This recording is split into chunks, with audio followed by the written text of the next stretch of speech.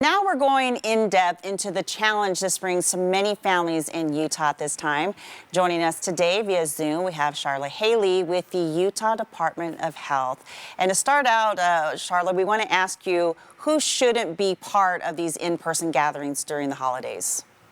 Well, our advice would be anyone who is in danger or at risk of getting really sick from COVID-19. You don't want to put anyone's health at risk because you felt the need to get together. Anyone who is ill, don't go to a gathering if you're sick.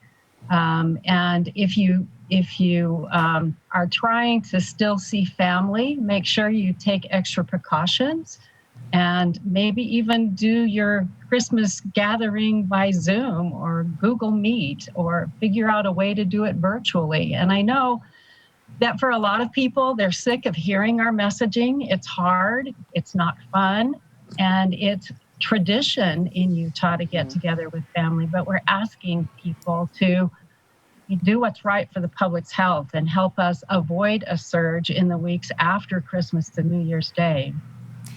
And Charla, I know you mentioned a couple of the ideas, but if you are hosting a gathering this Christmas, what are some ideas? What are the precautions that you can be taking to make sure that you and those that you're having over are staying safe?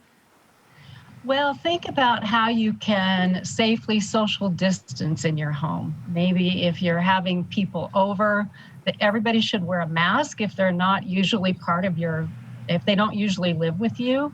Have some people sit downstairs, or put spaces at your kitchen table and just kind of space people out.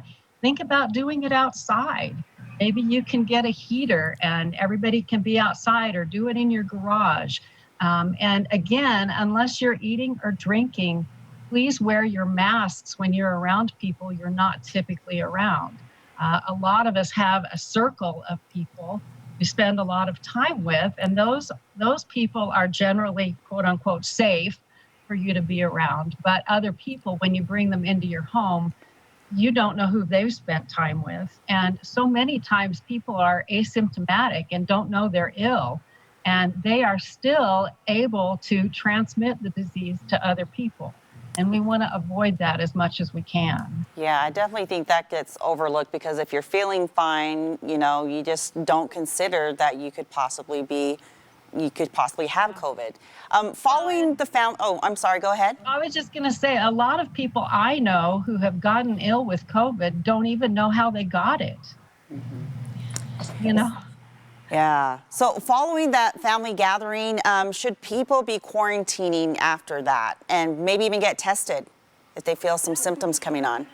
I would recommend, if you're traveling, first of all, you need to check out what the transmission level is like where you're traveling. If you're driving, make sure that you take extra precautions. If you need gas, if you get out and use the restroom, all of those things. And when you do get home, if you can self-isolate for 7 days and then get tested, you should know whether or not you got it while you were gone. But again, the recommendation would be avoid traveling if you can, because a lot of the public transportation, you can't social distance on public transportation, and wearing a mask isn't enough. You need to wear a mask and physically distance at the same time to lessen your chances of getting COVID-19. And we've all seen the stories. I mean, I know people who had it who didn't feel anything, and I know people who've had it who got really, really sick. And unfortunately, a lot of us know people who passed away. And I know enough about the illness to know I don't want it. I just don't. Well, we certainly appreciate your insight and these reminders. Some of these conversations that we do need to have with our families going into Christmas this week. We appreciate it.